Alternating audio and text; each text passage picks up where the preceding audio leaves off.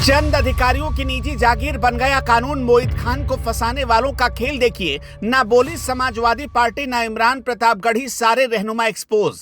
मोहित खान के लिए असीम वकार ने खोल कर रख दी तथाकथित सेक्युलर पार्टियों की पोल। राजनीति चमकाने के लिए मोहित खान को बनाया गया शिकार। उत्तर प्रदेश की व्यवस्था में जब कुछ अधिकारी कानून को अपनी निजी जागीर और खिलौना समझने लगे तो समझ लेना चाहिए कि इंसाफ की हत्या का दौर शुरू हो चुका है। अयोध्या के मोहित खान मामले ने यह साबित कर दिया कि कैसे कुछ बेलगाम अधिकारी अपना नंबर बढ़ाने और सरकार की नजर में हीरो बनने के लिए किसी भी बेगुनाह की जिंदगी और उसके स्वाभिमान को मिट्टी में मिला सकते हैं। यह गिरफ्तारी कानून की मर्यादा का खुलेआम मजाक उड़ाना था, जहां बिना किसी अदालती फैसले के एक इंसान के सपनों के घर को बुलडोजर से रौंद दिया गया। मोहित खान का सबसे बड़ा गुनाह सिर्फ इतना था कि वो एक मुसलमान थे जो समाजवादी पार्टी के लिए दिन रात मेहनत कर रहे थे और अयोध्या के सांसद अवधेश प्रसाद की कोर टीम के सबसे मजबूत स्तंभ थे। इसी बात ने उन अधिकारियों के भीतर की नफरत और नंबर गेम को हवा दी जिन्होंने कानून की किताबों को ताक पर रखकर मोहित खान को सलाखों के पीछे धकेल दिया। इस पूरे मामले में सबसे ज्यादा शर्मनाक यह है कि जिस अवधेश प्रसाद के लिए मोहित खान ने अपना सब कुछ दांव पर लगा दिया, वही अवधेश प्रसाद आज चुप्पी साधे बैठे हैं। अखिलेश यादव और उनकी पूरी समाजवादी पार्टी ने इस मुद्दे पर जो चुप्पी ओढ़ी वो उनके तथाकथित पीडीए के नारे पर सबसे बड़ा सवालिया निशान है। जब मोहित खान के घर पर बुलडोजर चल रहा था और उनका परिवार खून के आंसू रो रहा था, तब ये बड़े नेता अपने कमरों में बैठकर राजनीति के समीकरण सेट कर रहे थे। किसी को देखा अपने मोहित खान के लिए धरना प्रदर्शन करते हुए? ये नेता सिर्फ जातियों में बांटने में लगे हैं। समाज में जो अत्याचार या फिर किसी आम आदमी पर जो जुल्म हो रहा है उस पर ये सब खामोशी की चादर ओढ़ लेते हैं। लेकिन अब असीम वकार ने अपनी दहाड़ से इन सभी नेताओं के दोहरे चरित्र को पूरी दुनिया के सामने बेनकाब कर दिया और यह दिखा दिया है कि हक की लड़ाई लड़ने के लिए सिर्फ पद की नहीं बल्कि जिगर की जरूरत होती है। असीम वकार ने जिस तरह से खुलकर इस अन्याय के खिलाफ मोर्चा खोला है, उसने कांग्रेस और समाजवादी पार्टी जैसे दलों की अवसरवादी राजनीति को पूरी तरह एक्सपोज कर दिया है। अब असीम वकार कह रहे हैं कि वो कांग्रेस के तमाम सांसदों और समाजवादी पार्टी के सांसदों से अपील करते हैं कि मोहित खान का मामला दिल्ली तक पहुंचाया जाए और संसद में उठाया जाए।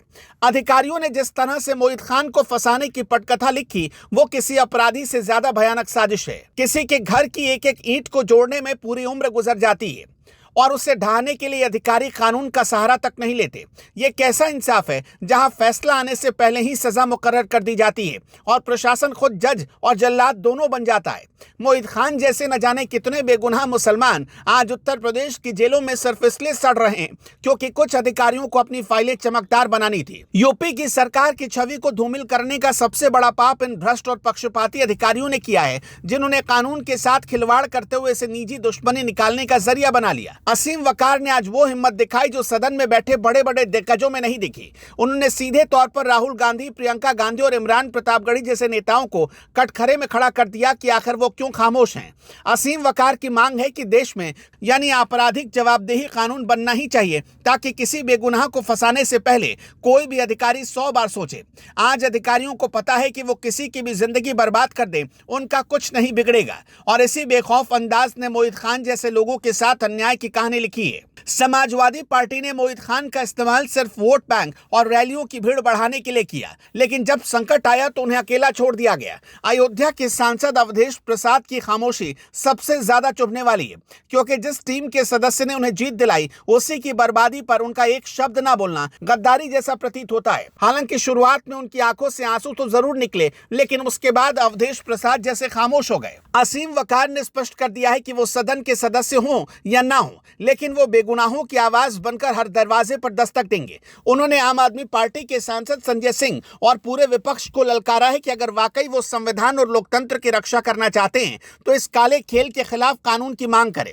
अधिकारियों के इस पाप ने न केवल एक परिवार को सड़क पर ला दिया बल्कि पूरे समाज में यह संदेश दिया कि ताकतवर लोग जब चाहें किसी भी गरीब या अल्पसंख्यक की गर्दन दबोच सकते हैं। एक घर को बनाने में इंसान का खून और पसीना दोनों लगता है, लेकिन कुछ नेताओं की राजनीति और अधिकारियों की चापलूसी एजेंसी ने उसे चंद सेकंड में धूल में मिला दिया। ये न्याय नहीं बल्कि शुद्ध रूप से प्रशासनिक आतंकवाद जैसा है जिसे कानून का नाम दिया जा रहा है। मोहित खान का मामला एक ऐसी मिसाल बन चुका है जो आने वाले समय में इन सभी चुप्पी साधने वाले नेताओं को आईना दिखाएगा। अखिलेश यादव को यह समझना होगा कि उनके कार्यकर्ता उनके लिए जान देते हैं और अगर नेता ही उनकी मुसीबत में पीठ दिखाकर भाग जाए तो वो नेतृत्व के लायक नहीं। असीम वकार ने उन हजारों बेगुनाह मुसलमानों की उम्मीदें जगाई है जो बिना किसी वकील और दलील के जेलों में बंद हैं। अगर आज आपराधिक जवाबदेही कानून नहीं बना तो कल किसी और मोहित खान का घर उजाड़ दिया जाएगा और कोई दूसरा अधिकारी अपनी तरक्की का जश्न मनाएगा। आपका क्या मानना है, हमें कमेंट में जरूर बताइएगा। खान साहब का जो गुनाह था वो बलात्कार नहीं था। मोहित खान साहब का जो गुनाह था, जो गुनाह कबीरा उन्होंने किया था, वो ये था कि सरकार की नज़र में वो मुसलमान हैं। दूसरा उनका बड़ा गुनाह ये है कि वो समाजवादी पार्टी के नेता हैं।